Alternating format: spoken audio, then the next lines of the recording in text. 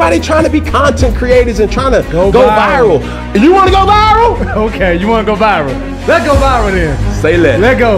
Let's embrace it. Let's love it. Let's enjoy it. And let's give them the experience of their life. That's Roswell for you, baby. Come together. And guys, this is Speaking Out Loud. I appreciate you guys joining us. Don't forget to share and dance like you just don't care. It's early in the morning. Let's have a day. And like I said, be a friend. Tell a friend something nice. It might change their life. Shout out PMS. Good morning and welcome to Speaking Out Loud. I am your host, Rene Ruiz, and along with me is the man with the buys, the man with the tries, the one with the broad chest, the one, the only, Rene Borba. Yo, what's going on? Johnny, you're looking a little bigger than usual, bro. Look at No, these would be called the traps, yeah? yeah, You got some heavy traps over there. I can't even see the back of your chair with them things. oh yeah. It's always been a strong suit. What are we doing? We starting off the year hot. Are we bulking up? What's the plan here? Are we getting 6-pack? I think we're What's trying the to goal? get a little bit leaner, get back into good shape. Okay, we're trying to have that little V cut down on the bottom waist. Yeah. At a baby. With that being said, I appreciate you guys rocking with us, joining us this morning, coming at you live from Roswell, New Mexico. We will cover the games that happened over the weekend, NFL Week 18, as our season comes to an end, and the playoff, the dance, the thing that we've been waiting for begins. Unfortunately for my team and my co-host's team, we are both out, so we have latched on our fandom to a couple teams, to a couple wagons, JB, and we'll be able to look at those wagons that we are joining here in just a bit as we go into the locker room of some of these winning seasons. We'll also honor Harrison Smith, as it looks like it's his last year with the Minnesota Vikings, or I believe last year just in general. Yeah, JB? Yeah. I mean, it hasn't been official, but It feels like it. and it's most likely going to be retirement. His contract has just ended, so he's not going to play anywhere else. But could be a chance he comes back, but might have been his last game for Yeah, sure. thank you, Harrison Smith. Thank you for Yeah. entertaining our eyes. That's a Hall of Famer, yeah? Hall of Famer. I think so. He might not get in on the first couple tries, but I think eventually he will be a Hall of Famer for sure. Just under 40 Ooh. picks, over 20 sacks. I think there's only a handful of safeties to ever do that in the league. So been around for 14 years. Bunch of Pro Bowls, 6 Pro Bowls, a couple All-Pro teams.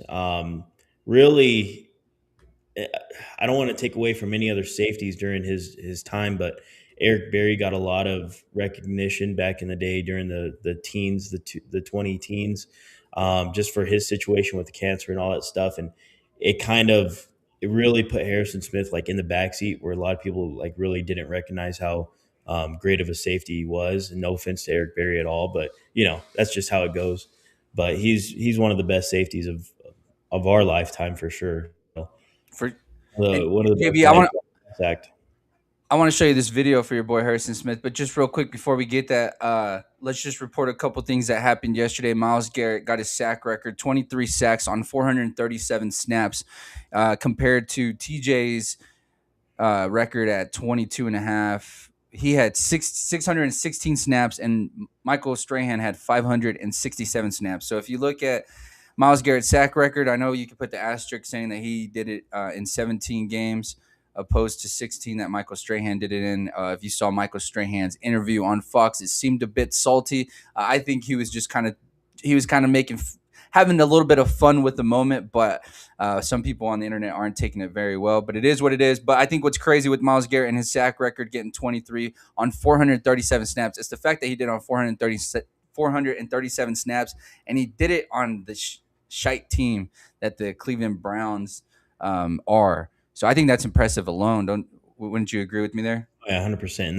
those snaps are pass rush snaps. So just to be specific, those aren't like total context. Snaps. Yeah, pass rush snaps, like that's a really good man. Myles Garrett's he's going to go down as like a top 5 edge rusher for sure.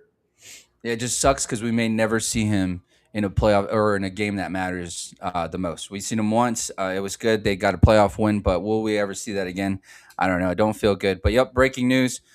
Kevin Stefanski joins the head coaching fires that have happened within the last day. Him and Rashid from the Atlanta Falcons, or Raheem, also known as Raheem, have been fired from their spots. What do you think about the Falcons firing Raheem Morris and Kevin Stefanski being let go from the Cleveland Browns? Yeah, I think the whole Raheem Morris deal, just when you sign Kirk Cousins on a big deal and then you bring Penix in, and it's like you're having this quarterback carousel. Um, that just, I don't know, that move still doesn't make quite sense to me, especially with, like, if Penix would have shined this season before he got hurt, then I would understand it. But was doing, man, I had a lot of faith in Penix, but it kind of set them back. And then Kirk Cousins comes in, they win like what, like, I don't know, 4 out of their last 5, something like that. Like, if they beat the Jets, which was a huge disappointment, if they beat the Jets, they're in the playoffs right now. So, it was just kind of a disappointing season from the Falcons. I did expect them to be better, to at least compete for which they did. They competed for the South, which was, it's an awful division. It can't get any worse, right? So Yeah. they just really didn't handle that whole situation right. And hey, as far as Stefanski though, but I think we all saw that one call. We all saw that one coming. I think he deserves that. Now you can possibly get a head coach that believes in Shedeur Sanders. Get the offensive line healthy again. Get him a wide receiver that's going to really help his game. He's got the tight end. Harold Fannin had a good season, one of the best rookie tight ends to come out in a while. So you still got a good running game. You might need to. Junkin's getting hurt doesn't help the situation. Doesn't help, but I think in the offseason, I think you reload, maybe get another guy, have him and Dylan Sampson in the backfield, and a free agent signing and Dylan Sampson, and then bring in a Super Bowl. I mean, not a Super Bowl, a Pro Bowl caliber, a high end wide receiver option that might be a good bridge to help Shedeur grow offensively, as a quarterback. So I think that's what you need, and we've seen that. Caleb Williams was written off last year. Bring in Ben Johnson, a guy that believes in him, and it's not the perfect relationship, but you can see what the benefit is. If you're in a culture, head coach that's going to change everything, the scenery and all that stuff, then that's what Cleveland needs to do, and then they'll be on the upcoming. But we saw Stefanski getting fired for sure. He needs to go. I wouldn't mind. I over the group chat this weekend, we were kind of talking about head coaching positions, and I like Robert Saleh in Cleveland, and I would like Brian Daboll to join him. I know I said Mike McDaniels, but it seems like the Miami Dolphins will be moving forward with Mike McDaniels as their head coach. I'd be surprised if he gets fired. At this point, I feel like that's where they've been leaning, but yeah, it was time. It was time for Kevin Stefanski. The way they handled the whole situation, it's unfortunate, but I think it's a dawn of a new day for the Cleveland Browns. They're trying to write off their wounds and move forward. So it's looking bright. Like I said last week, it feels like something's brewing over there in Cleveland. Now, how hot is it? It's like lukewarm. It's room temperature, but at least it's warm. At least it's warm, right, JB? As for the Falcons, though, JB, I don't like. Good morning, Mom. Love you. I don't like the way that the Falcons handled that situation. I mean, if you remember, if we go back 2 years when Raheem Morris was hired, Bill Belichick was up for grabs at that time, and they didn't even take an interview with Bill Belichick. In which I get it, it's old. You probably want a young guy, so on and so forth. But the GM. I think this is the fault of the GM and that whole group that they have running that team. It's not just one person. It's like a committee of folks over there in Atlanta that are analytical. And I think they were the ones who made the decision to bring on Michael Penix. So I hate that they kind of put that on Raheem Morris. But with the roster that they have, I just looking at their roster offensively, like it doesn't make sense why they're not clicking. Defensively, I feel like they played decent throughout the year, but for whatever reason, that offense just couldn't get going at all. Especially, I mean, you have Drake London and Bijan Robinson. Kyle Pitts has yet to be what everyone thought he was going to be. I don't know what it is. Like, is it? I guess their offensive line is on the outside, but you would think with the weapons that they have, they would have definitely put a better product out there on the field. So it's unfortunate, but who Like, who goes to Atlanta? Who goes to Atlanta? I did see a report.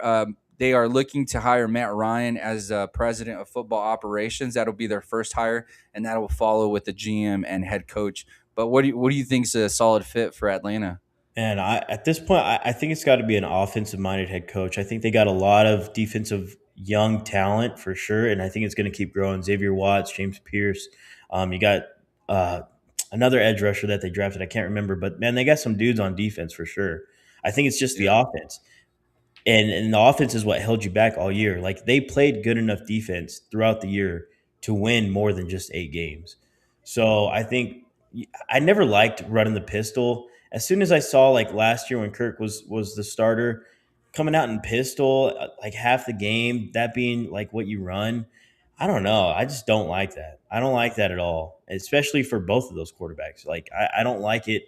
I think you just need an offensive minded head coach that can help Michael Penix excel. I think they had a kind of a good scheme. They gave the ball to Bijan so much, but I just think you need a better offensive scheme for sure, and somebody that's going to help um, Michael Penix get over that hump and not label him kind of as a bust, because that's what he's kind of looking Yeah. like right now.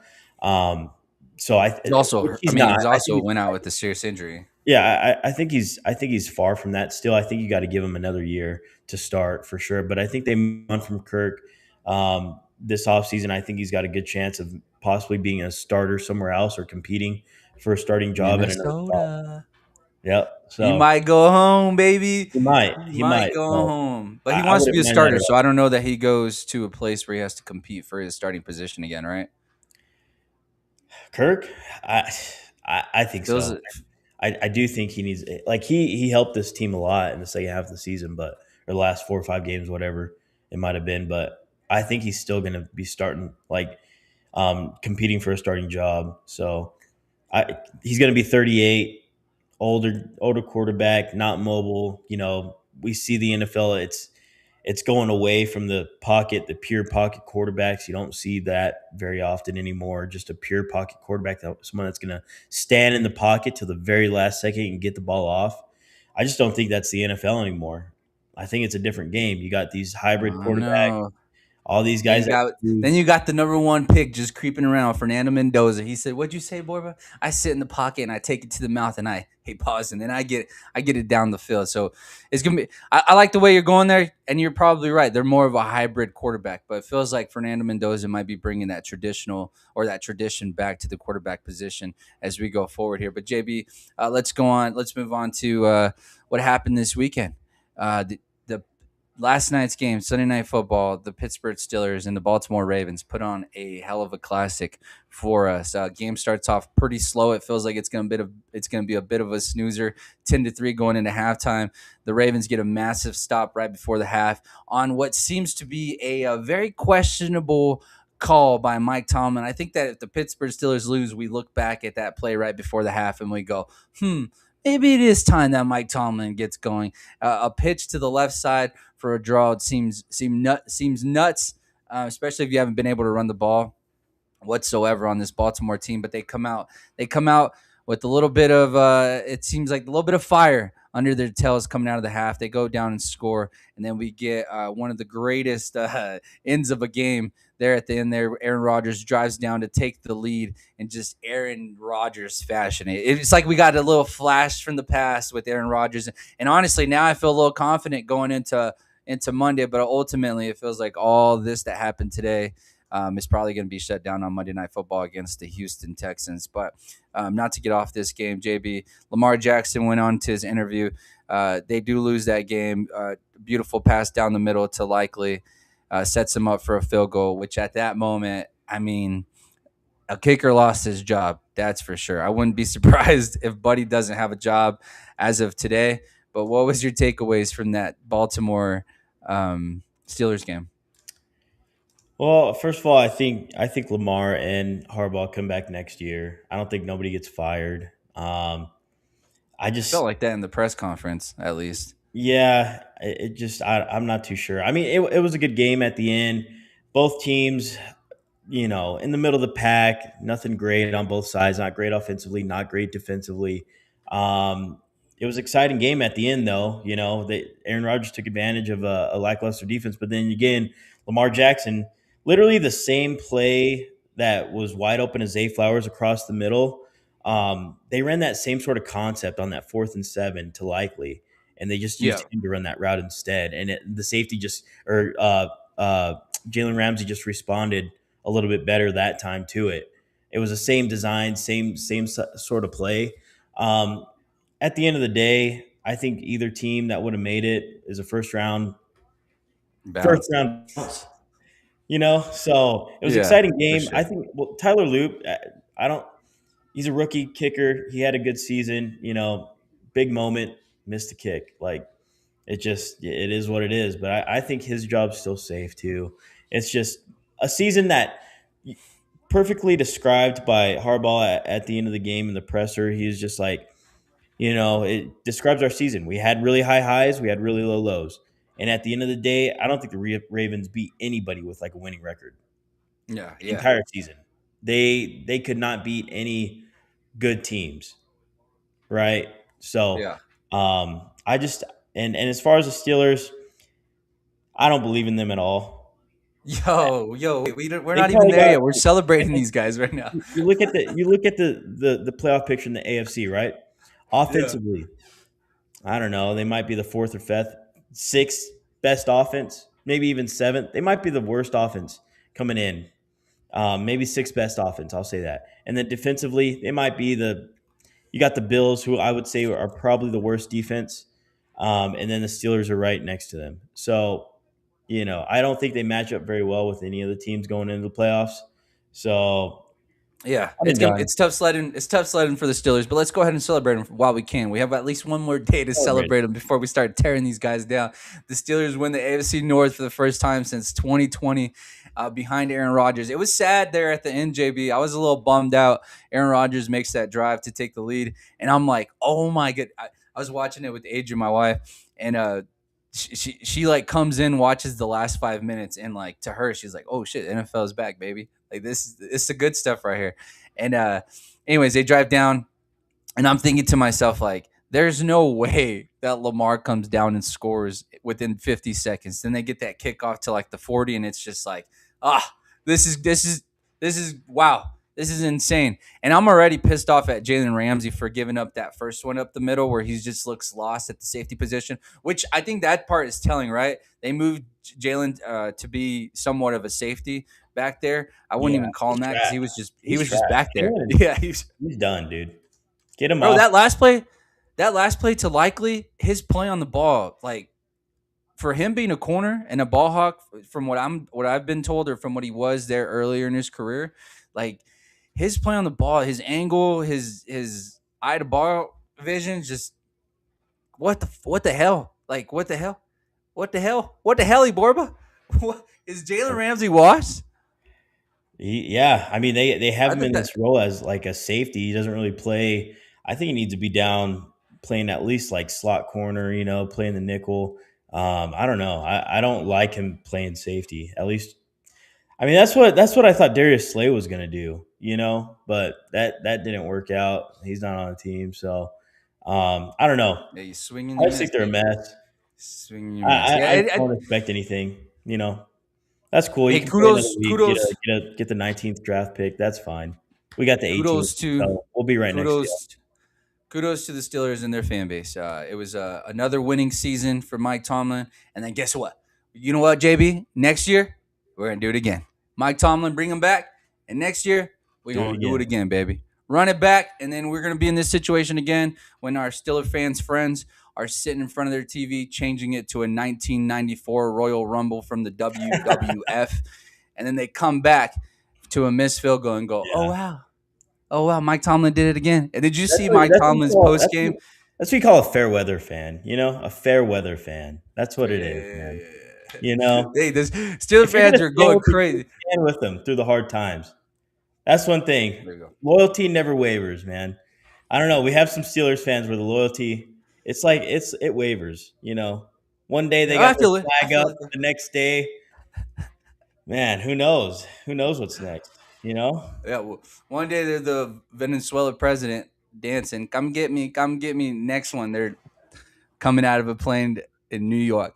But anyways, JB, let's go into a couple locker rooms in the playoffs from some of these teams that got in. Unfortunately, as Cheech said there in the comments, when does our team play next week? They don't.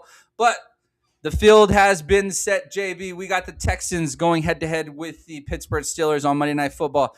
The most balanced matchup of the weekend, I think, is the Buffalo Bills versus the Jacksonville Jaguars. I'm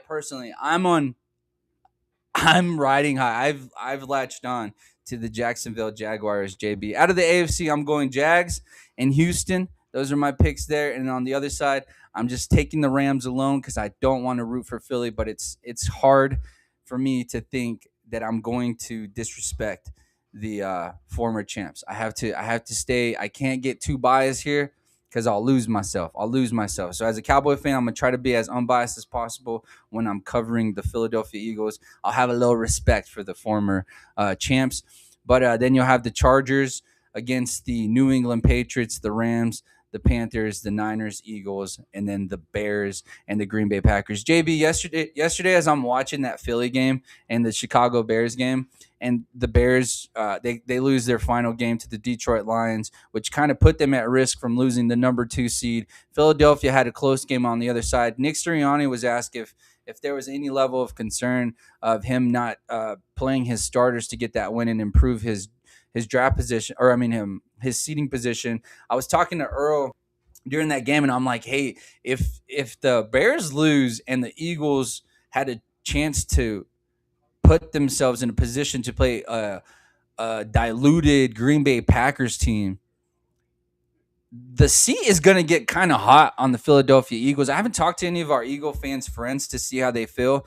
I don't like this decision because I felt like matchup-wise, you're better playing Green Bay than you are San Francisco, only because Green Bay is missing their best pass rusher, so they're probably not going to get much of a pass rush. And then not only that, but they're just so hurt, right? They got their best offensive player and their best defensive player. And you're probably like, their best offensive player, what are you talking about? I mean, if you remember, their tight end Kraft was their best player up until he got hurt. What are your thoughts on Nick Sirianni not starting his starters to improve his seeding in the NFC? And now they're matched up with the San Francisco 49ers. Yeah, I mean, I get it. I get the decision, but I don't like the decision. If you have a chance to be the 2 seed going against a hobbled Green Bay team that's barely making it in, that shouldn't have even made it in. I mean, let's be honest. Like, man, I don't even want to get into that. But just a team that's on their last leg, I feel like. And I feel like the Eagles own the Packers in the playoffs. Like, literally, Eagles own the Packers. I can't remember the last time the Packers have beat the Eagles. Like, if I'm going in week 18, I'm playing my starters. I'm getting a win in Washington against Washington, and I'm coming out as a 2 seed, and I'm going to be playing the Packers as a 7th seed. And I think you have a great match. Like, can the Eagles still beat the 49ers? Yes. But I don't want to play against Kyle Shanahan in the playoffs, man. That's tough. That's tough. And if they can somehow put some defense together to make Jalen Hurts and that offense life a little bit tough, it's going to be it's a tougher matchup overall. It's a 100% a tougher matchup. So do I understand it? Yes, I understand it, but I don't like it. Like, Eagles could have had a great shot at being number 2. And I even picked the Lions to beat the Bears. Like, we know what the Bears are. I know what the Bears are. I don't know. What are they? What are the Bears? They're a team that's a couple years away still. And when the going gets tough and you're playing against a good team, like, come on, like, you don't think that Ben Johnson wanted to win that game? I think 100%. He did. Absolutely. You think Dan Campbell wanted to lose that game? No way. Dan Campbell right now, he owns Ben Johnson. 2-0. Owns Ben Johnson. And where was the comeback on that, by the way? Where was the comeback on that? Bears had every chance to win that game. Every chance to win that game. Caleb Williams did not come through. And what happened? Kinda. You let Amon-Ra go off, get in field goal range. It is what it is. Dan Campbell, 2-0 against Ben Johnson. Yeah, 2-0 against Ben Johnson. And JB, that game, as I'm sitting there watching, like, down 16-0, I'm like, gosh, the Bears are exactly what we've been saying they are. And then they slowly start to come back, and I'm like, all right, here comes the comments on those videos. Maybe we You were almost wrong. came back. Yeah, maybe we were wrong. And then in my head, I'm like, what would be better than the Bears winning this game, having the best season of their life, and being matched up against a injured Packers team, and Jordan Love and that Packers team come over to Chicago and beat you. Like if you were in that situation, JB, and you had the season that you have, and you get bounced in the first round to your division rival who's hurt to the gills, what would be your takeaway from that season? Because right now, if they were to end today, and let's just say they lost to the Rams, right? If they would have lost to the Rams, we would have been like, hey, because the Rams might be in the Super Bowl. So it'd be like, they lost to the best team in the league. All right, that was a hell of a season. Caleb Williams is progressed. Like, you're looking forward to the next season, right? But if you get bounced by the Green Bay Packers in the first round, like, if you're a Chicago's Bears fans, what would be your takeaway if that happened? Hypothetically speaking here. I mean, first of all, at least how the media made it, like the Bears shouldn't even be in this position yet. Like the fact that they got 11 wins, they won the North. You know, they're ahead of schedule. But Way to ahead. go out now that you've grasped that opportunity, and if you lose to the Packers and you don't seize that opportunity, then it's going to be a disgusting feeling to go down to the rival, the Packers, first week, hobbled team, hurt team. It would be a very disappointing ending to a season that was you could say, kind of a magical season for the Bears. So that's pretty much all it is. So I just don't like it. I don't like that whole how it played out. And I would have loved to see the Bears and the 49ers play again. Ooh, that After would have what been we saw fun. just a couple weeks ago. I would have loved to see that matchup again, but we don't see it. So, and the Packers, I think the Packers have a really good chance of winning this game. Not even, Yeah, they do. I think it's going to be really, really close. Really, really close. It's going to depend on what the Packers can do to kind of disrupt Caleb Williams. Keep him in the pocket as much as they can. Can they get a good pass rush on him? I don't know. I think where it favors the Bears is Roma Dunze is going to come back. You got DJ Moore and Luther Burden who's came on late, and I think they're going to put a lot of pressure on that secondary. I think they're going to cook that secondary. Diggs, still trying to get his feet under him a little bit, but Packers don't have the best secondary, and without a pass rush, it's going to get only worse. That secondary is going to look rough. So yeah, I think it's going to be a very close game. That's going to be one of the closer games on that wild card weekend for sure. I think Yeah. there's going to be a few. I don't, now that I think about it, but yeah, JB, that's I don't think it will be close. I think that the Packers should win that game. Like on paper, the Packers, even with those injuries, I still think are better than the Bears. I was telling E-Rob yesterday, like, I don't mean to put this type of pressure on Jordan Love, but it feels like this is a game for him to go and win and prove that he's a top 10 quarterback. Honestly, because if you look at the matchup, I mean, you can say that they're both equally balanced without without Micah Parsons and Kraft. They're still like you still have Josh Jacobs, you have Matthew Golden, who you drafted in the first round to come out and help Christian Watson. Yeah, like you still have a solid offensive line.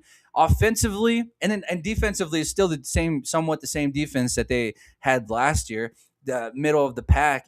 But you're supposed to have this top 10 offense. So if you match them up 1-1, if Jordan Love is what he's supposed to be, this should be a walk in the park. They should go over to Chicago and come out with like a 27-17 victory. I don't see why not. If Jordan Love is what they've been telling us, if Jordan Love is the price tag that they have put on him, if he is who he's supposed to be, this game, the Green Bay Packers shouldn't be a first-round bounce in this situation. I think if you're the Green Bay Packers and you saw this, you were happy that Nick Sirianni did what he did with the Philadelphia Eagles and set his starters. This is a better matchup for you. If you would have been matched up against the Philadelphia Eagles, in my head, I'm thinking, damn, Saquon Barkley is going to run this down our throat. And now Now you're going to rely on a team that can't put 3 quarters together and relies on a fourth quarter comeback over and over and over again. It's the luck may have ran out, and it may have ran out this weekend against the Detroit Lions, because I don't see them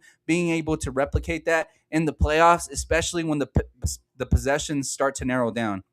You're not going to have the same amount of possessions that you have in the regular season.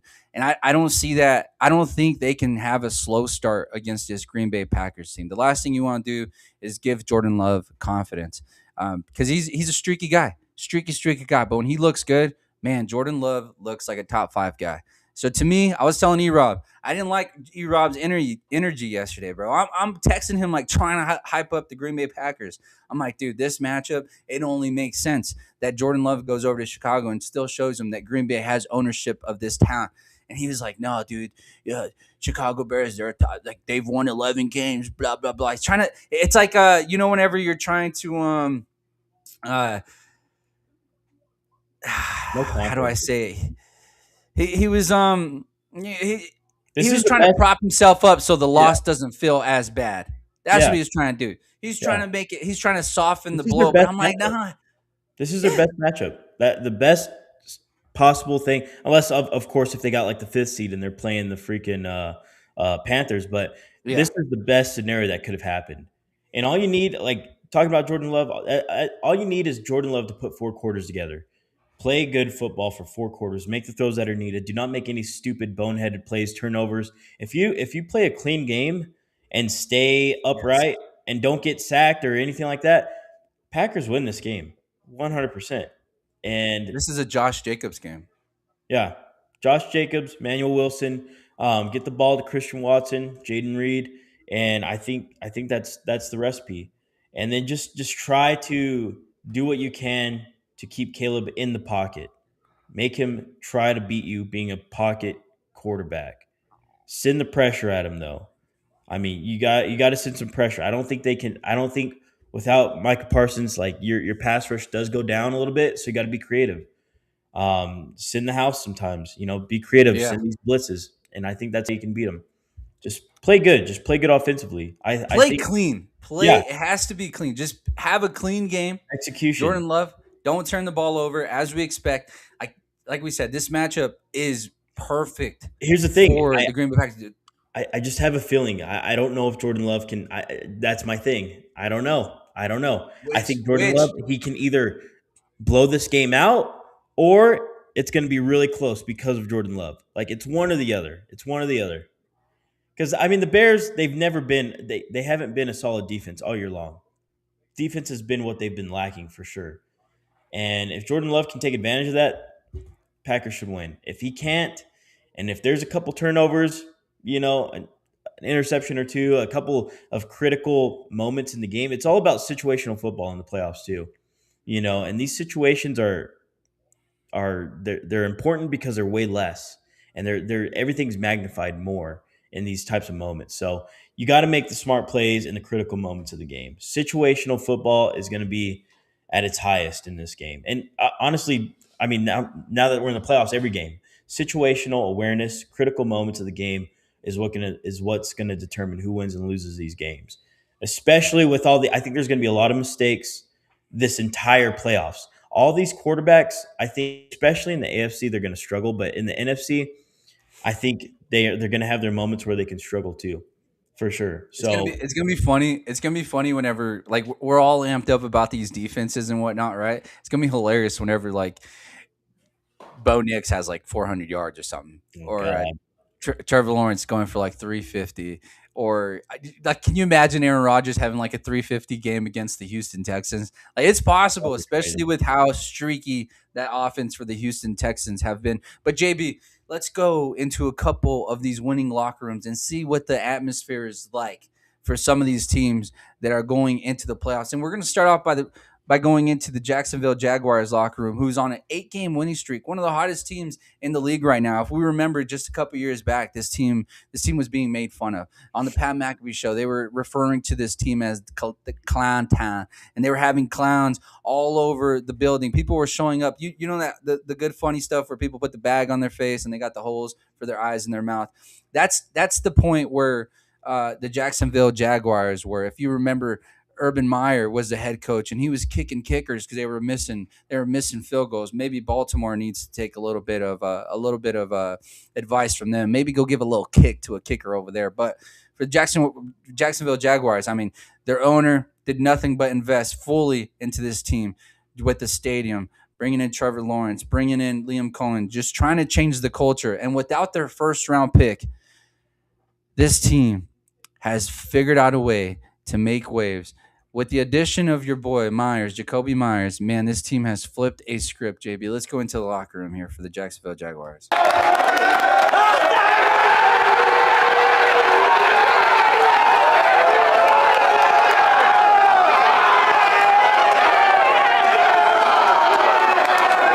Boys are G's. You got audio, right? Hey, I love you guys so much, man. Love you guys so much. Seriously, hey, that felt pretty damn good, man. Hey, guys, so many people contributed to this. So many. Even today, every single skill player caught a pass today, guys. Think about that.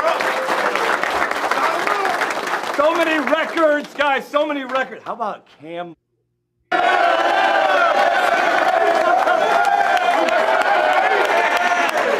Hey, such a great team win. Such a great team win. Man, this is a special group. This is a special group. And I'm so proud to be your coach. So proud to be here with you guys. But man, this work's just getting started now, man. This work's just getting started now, man. Guys, enjoy this moment, right? Talked about it last night. Enjoy this moment. Appreciate y'all. Hey, great job, fellas. Hell of a year. We're just getting started. The work starts now, man. Think about how much work we put in to get here. Let's not let it go to waste, man. 1 week at a time. Love y'all. Jags on 3. 1, 2, 3. Hey. JB, what do you like about this team right now? Duval. Shoot, man. They look solid. And what's crazy is like these last 8 games, I'll say like these last 4 or 5 games, they really haven't had no run game. ETN has really not been solid in the ground game. That even who's their backup? I don't know. But both of those guys, neither of them have been solid in the run game. So there really hasn't been much run game. It's all been Trevor Lawrence. These last 8 games, 25 touchdowns, 4 picks for Lawrence. I don't even know how many rushing touchdowns either. Like when Trevor Lawrence is mobile and he's moving, this team's like really tough to beat. And Trevor Lawrence, he kind of snuck up there in the MVP conversation. Yeah, he did. You know, the second half of the season, he went off. Like this is the best stretch that we've seen of Trevor Lawrence. Now, in the playoffs, does that continue? Or does he go revert back to the old Trevor Lawrence? You know, we talk about all these quarterbacks. You know, we don't trust them.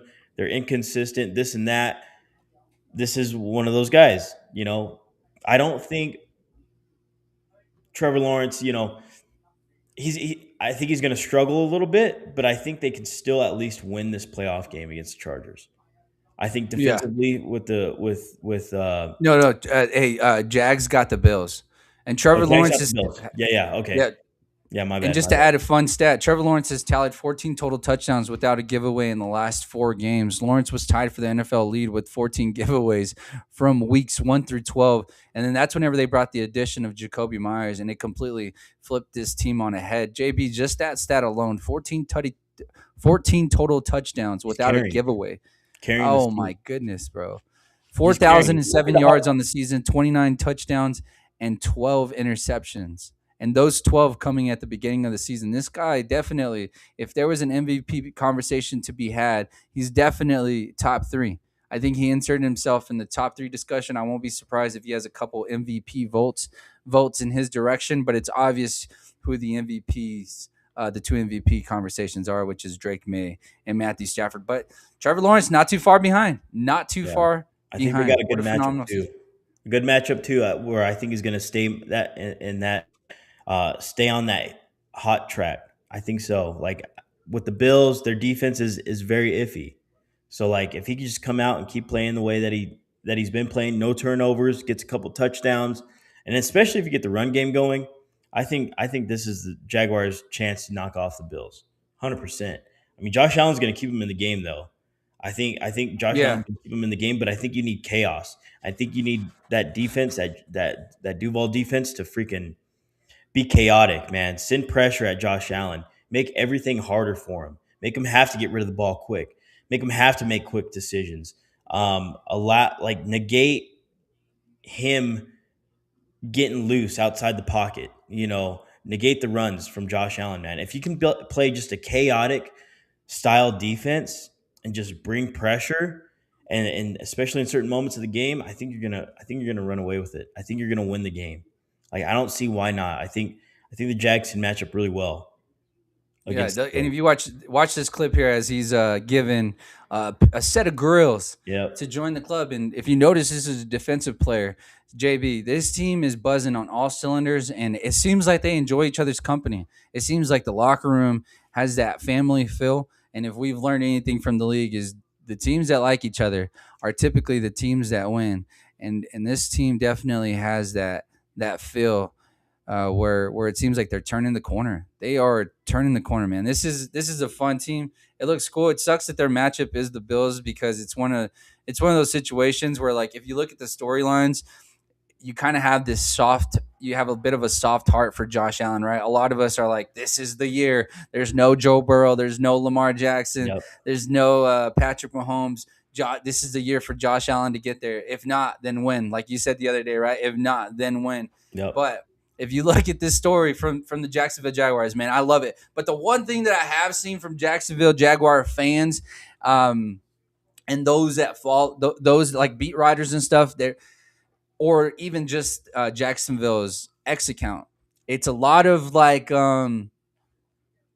if you weren't with us from the beginning, well, we don't want you guys now. And it's just like, yo, your storyline is cool. Like, if there was a team to fall in love with and you saw the Jacksonville storyline, you would be like, yeah, let me jump on that. I kind of like that team. And there's a lot of teams that are out, especially there's a lot of folks that are looking for a team to attach themselves to. Because you got to remember, America's team, the Dallas Cowboys, they're out. That's half of the United States that's looking for a team to root for in the playoffs. That's unfortunate. That's sad. That sucks. That does suck. Now that I said that out loud, that's so sad. So sad. It's trash. Oh shit, JB. But their storyline is so dope, and I think if instead of trying to push fans away, this is your opportunity to embrace them, bring them in, say, "Come on, love us, embrace us, and help us get to get over the hump." Because this is a big matchup, man. And if you lose in the first round after the season that you had, I mean, for the Jacksonville Jaguars, I think it's a failure. I think you need to get a playoff win to feel like you've done something and to be excited about what's to come next year. But I don't know. Maybe that's just me being a little dramatic. It is overreaction Monday, but it does feel like if you're a Jacksonville Jaguars fan, you're excited about what just happened. But I think your eye has always been on the fact of getting a playoff win for your organization. Would you agree with me there? Oh yeah, 100%, 100%. So we just don't know what Trevor Lawrence is in the playoffs. From the sample size that we got, they came back 28-0 against the Chargers a few years back. Like, that's pretty much the only sample size that we got. So we're gonna have to see. Yeah. The AFC is just up in the air, 100%. And I think all these quarterbacks are going to struggle eventually at certain points of the game, this and that. So that's what makes it so up in the air, though. That's what makes it so interesting of a playoff pool, especially in the AFC. Outside of kind of Aaron Rodgers, who's that guy? Who's that guy that's really going to put a name on themselves in this postseason? Where we're going to be like, okay, next year that's the guy. There's going to be Aaron somebody. makes that run. There's going to be somebody. Got to see who it is. Yeah. What if Josh Allen is just the Phillip Rivers of old? What if? Could very easily be. What if Until he he's gets the help. Tony Romo? Josh Allen's in kind of that same situation where Patrick Mahomes was in. No bona fide number one receiver. run game that's here and there. It's hit or miss. James Cook's had a great year, but this is his first year where he's really gone off, as a top 5 rusher. You haven't had that before. But then you don't got a great defense to back him up. So there's a lot of question marks with that Bills team for sure. I don't trust it. It's not that I don't trust Josh Allen. It's just I don't trust that team. And that team has shown us over and over and over that they will fail that man. And it's unfortunate, but it feels like it's going to happen again. And let's go over to the Houston Texans, who will be hosting the Pittsburgh Steelers on Monday Night Football. D'Amico Ryan and the boys. Let's see what they got going on. Hey, man, on to the next, right? We got the playoffs, guys. We don't know exactly who we're playing or when we're playing, so we'll come in tomorrow, treat it like a day after game. Outstanding regular season. Now, it's what we all work for, right here in front of us. How we going to finish this thing? One at a time, everybody locked in, eyes in front. Let's go in the hunt, man. Great job, baby! Texans! Oh. Man, I like the feel from that locker room. It's kind of like, all right, now let's lock in. Let's focus on Monday. We're ready to move forward. There wasn't much of a celebration on what the year was because I think they expected to be in the situation that they're in. I think they would have liked to win their division, but they expected to get into the dance. So I do like that energy from them. But, man, this Houston Texans defense is really buzzing. The only concern for me is kind of the concern that's been all year. The storyline for them was coming into the season, what will that offense be? At the beginning, man, it looked like absolute shite. I wouldn't say it's great, but it's definitely gotten better. But I'm still a bit concerned on the offensive line and that rookie left tackle that they have there. They obviously, if we look back, we look at the Lermy Tunsil trade. We put questions on that, and it's kind of still up in the air on whether or not that was the right move. I'm concerned about their offense, but what are you thinking with this Houston Texans team? I think so. I think that's what you have to be worried about. But you could say that with every offense coming in to the playoffs. So it's about your matchups right now. And I think they're going to have to protect the heck out of C.J. Stroud, though. They're really going to – and I think the formula for success for the Steelers to have, you gotta send pressure. Not only T.J. Watt, but other guys got to get in the backfield. Got to send some linebacker blitzes. Got to bring the house on C.J. Stroud. Critical moments of the game, you have to call the right plays. And offensively, you got to protect C.J. Stroud. You know that T.J. Watt's going to be hungry coming off the edge. How are you going to game plan for that? And C.J. Stroud really hasn't had a lot of help. Outside of Nico Collins, you got some rookie wide receivers that have been trying to step up, make plays. So he's working with 2 young wide receivers, a running game that's been lackluster all year. So I can't blame all this on C.J. Stroud for the offensive inconsistencies. I really can't. He just doesn't have the offensive weapons quite around him outside of Nico Collins. Dalton Schultz has been okay, kind of a safety blanket. But I think that's where you get some inconsistencies as well. So I think this game is going to be won defensively. I think the Texans are going to get after Aaron Rodgers, Willie Anderson Jr., Daniil Hunter, 2 of the best in the league. Man, like that's going to be scary. I don't know how they're going to match up against that, but I think there's going to be a lot of pressure on Rodgers. And one thing about Rodgers, how he can combat it is with the quick game. We see that quick release. Rodgers gets the ball out of his hands the fastest in the league. So that's going to be an interesting matchup. I think these corners are going to be feasting. I would play physical, play up front. You got to worry about DK a little bit, but I think Stingley, when it comes to matching up, when the ball's in the air and covering like these intermediate to long routes, I think Stingley can 100% stay with DK. Now, these other corners got to step up, play physical, the whole defense. And that's exactly what the Texans have done all year. Probably the most physical defense, man. They hit. They fly around sideline to sideline, and they'll hit you. So it's a tough matchup for the Texans. I think it's going to be kind of a low-scoring game, or it's going to come down to the fourth quarter for sure, like late in the fourth quarter. And we'll see. We'll see. If C.J. Stroud can ball out, and we've seen C.J. Stroud kind of ball out in the playoffs. He kind of turns up a little bit in the playoffs. So if he does that, man, I expect at least a 10, 13-point win. Are you expecting C.J. Stroud to be the Jimmy Butler of basketball? Is that what we're saying? Playoff Jimmy? I think so.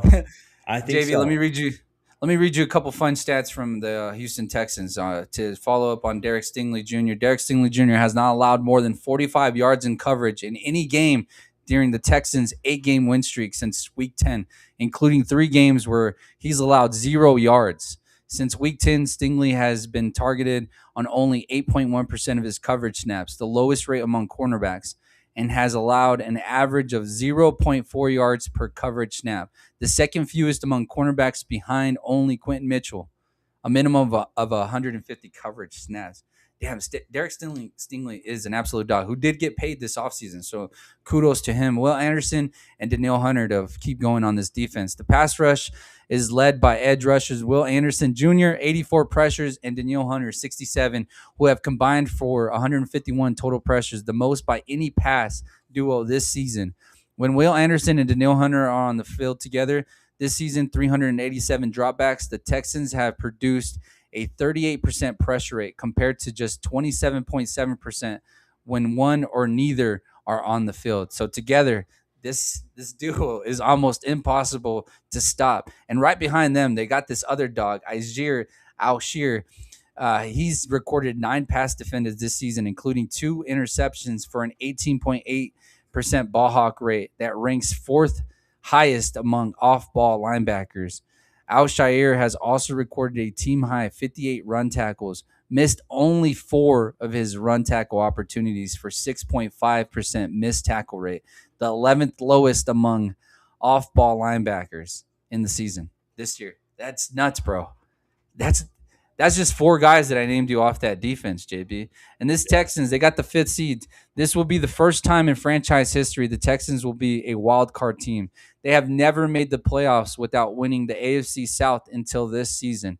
Houston has gone 6-2 in franchise history in playoff games at home compared to 0-6 in playoff games on the road. Wow. Big opportunity. Big opportunity to win. Yeah, for I sure. think they get it done. I like the Texans, man. That's another one where I like the Texans and Jags, as I've been saying. But let's go over to another locker room here with potentially the MVP quarterback. I won't be long. Bring it up. Bring it up. Bring it up. Bring it up. Bring it up. Hey, I'll tell you guys this. All right, that was an awesome job. We go down 3 points. And what I felt from us was that sense of urgency. The enjoyment and the urgency, and then the next thing you know, we're getting stop after stop. We're making the plays we need to make on teams, 3 straight touchdown drives, and you finish the game. That's what it's going to take moving forward. All right, that kind of mindset and mentality when things get tight. And now, what a awesome opportunity that we got in front of us. All right, hey, the playoffs start now.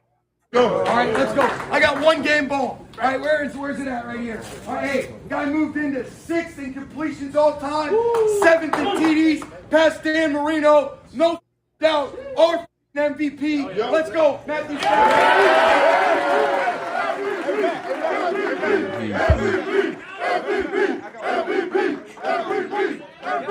Hey, 2 more game balls. How about one for McVay and for Les Snead? 100th career win. Let's go.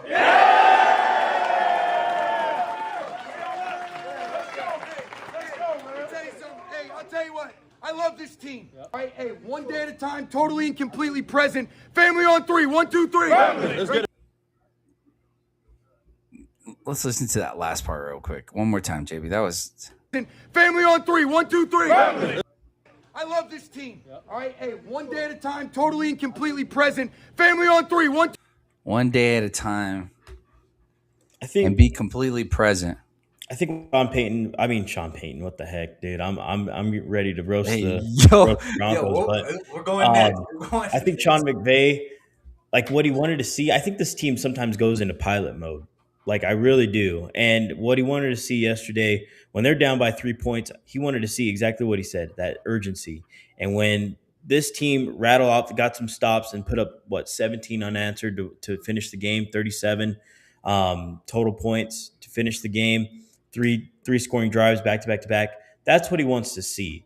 He doesn't want to see anybody get stagnant. Sometimes it seems like there's almost a complacency in that offense, and that's coming from Stafford throwing freaking 46 touchdowns, 8 interceptions, like having an MVP year, which I think he will be the MVP. But I think that's what you want to see. You want to see a team that has urgency the entire game. And if they have that, the Rams are really hard to beat. So they just got to put it together for 4 quarters. That's the thing. Yep. So Yep. sometimes you And kind of that's see some complacency. Yeah, I feel like they're going to turn it up come playoffs. Definitely. Turn it up. Devontae Adams will be back. This team will look completely different with Devontae Adams. Those red zone stops that we've been seeing these past couple weeks, I don't think those things occur with Devontae Adams. Devontae Adams leads the league in red zone touchdowns. And when you remove that, then you're obviously going to feel it. And I think they kind of have felt that. But I expect them to get it rolling. I like the Rams on the NFC side of the ball. But to stay on the AFC, and tomorrow we'll harp more on the AFC, and then on Wednesday we'll harp on the AFC. But JB, to end the show, I did as we were on in all these locker rooms, you see the enthusiasm and whatnot. But yesterday, the one thing I noticed from the Broncos sideline was Bo Nix, although they got the number 1 seed and clinched the division, he didn't look as excited as I thought you would look if you won the division and got the number 1 seed. He seemed a little bummed out on the sideline, JB. I mean, why do you think that is? Because Bo Nix is going to be the downfall of the 2025-2026 Denver Broncos. I'll say that right now. Coming in to halftime of this Chargers game, Trey Lance was arguably outplaying him. Bo Nix played awful. 141 total passing yards.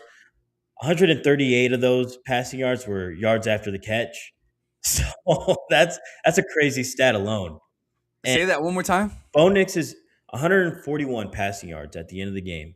138 of those were yards after the catch. Yo. At halftime, Trey Lance was outplaying Bo Nix. Bo Nix was literally the reason why this game was not a blowout. Even though Chargers had their backups in, they were pretty much conceding.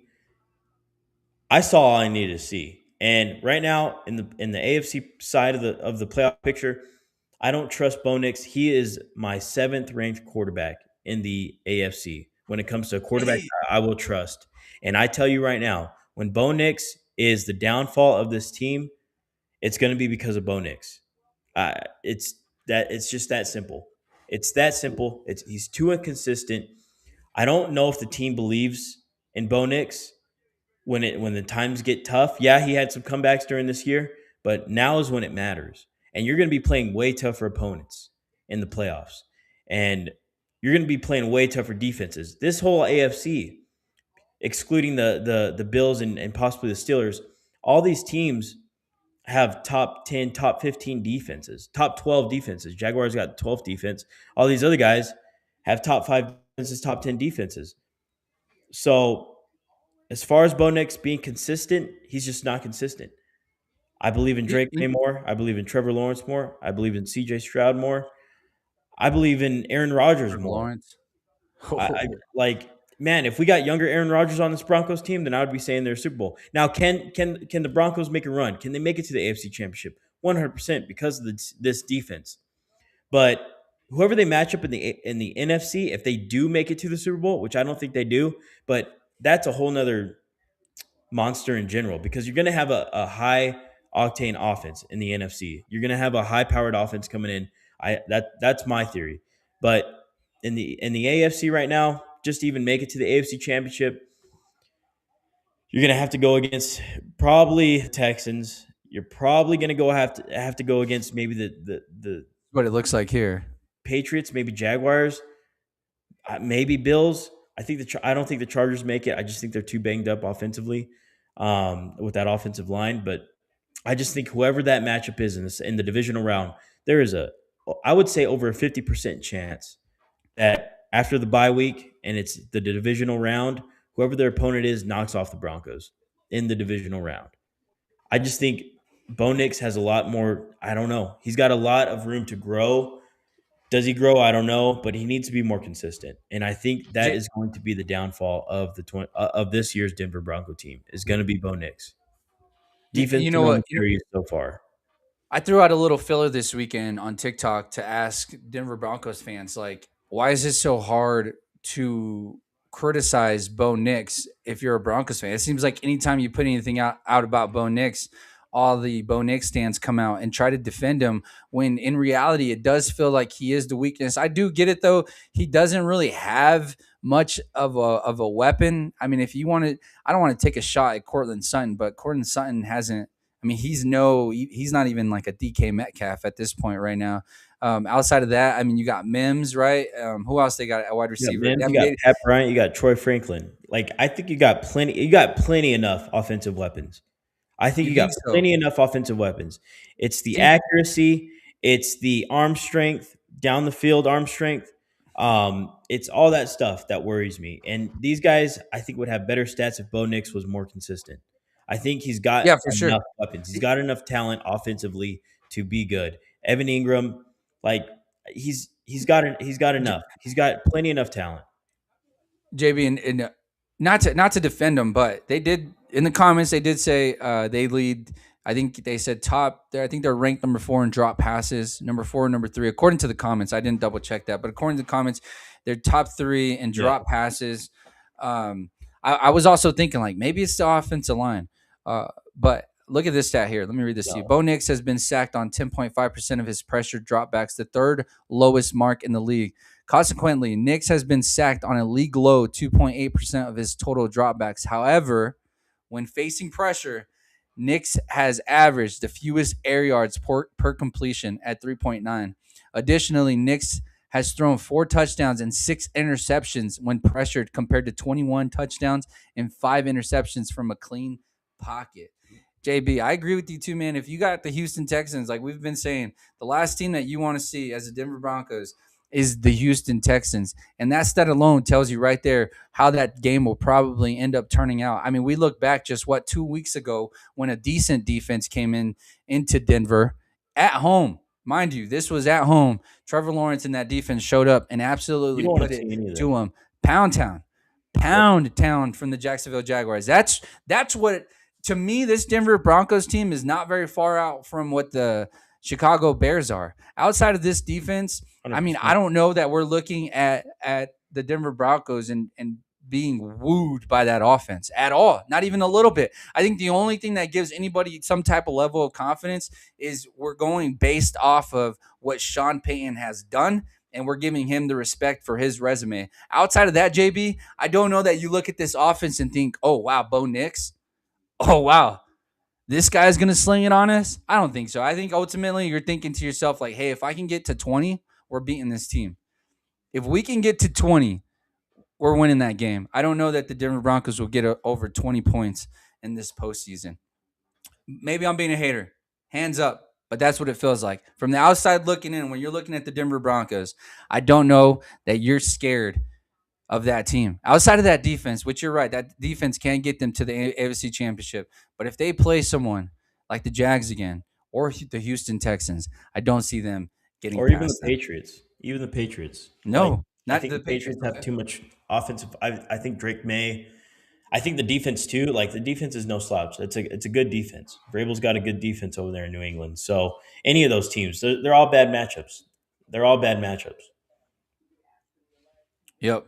Damn. Well, JB, Titans request to interview Chiefs offensive coordinator Matt Nagy. We'll be back tomorrow, JB, and we will we'll dig into the NFC side of the playoffs, and that way we can maybe we'll get to learn a little bit about the Seattle Seahawks as they clinch the number 1 seed over a big win over the San Francisco 49ers on Saturday night. They shut down an offense that had been hot going into the weekend, absolutely hot, on a burner. And they put up a hell of a show defensively. Another team where you're looking at that offense and you're kind of like, what version are we going to get? Will the old Sam Darnold show up? To be determined. But we'll dig into that team yesterday. We'll go into the locker room and just see what the energy is like there. And we'll go into a couple other locker rooms that we didn't get to go into, like the Patriots and the Bills.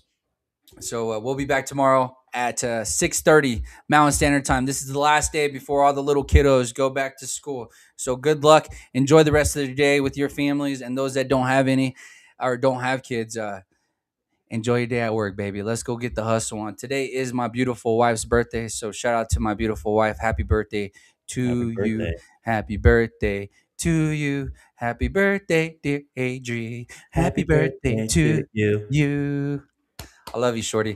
We'll be back tomorrow, 6:30 Mountain Standard Time. Don't forget, pick up the phone. Give us a call, 575-808-9307. Or just be live in the chat, baby. We will answer all your questions that you need. And let's have a hell of a day.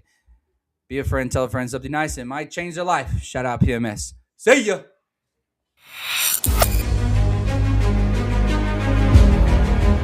Everybody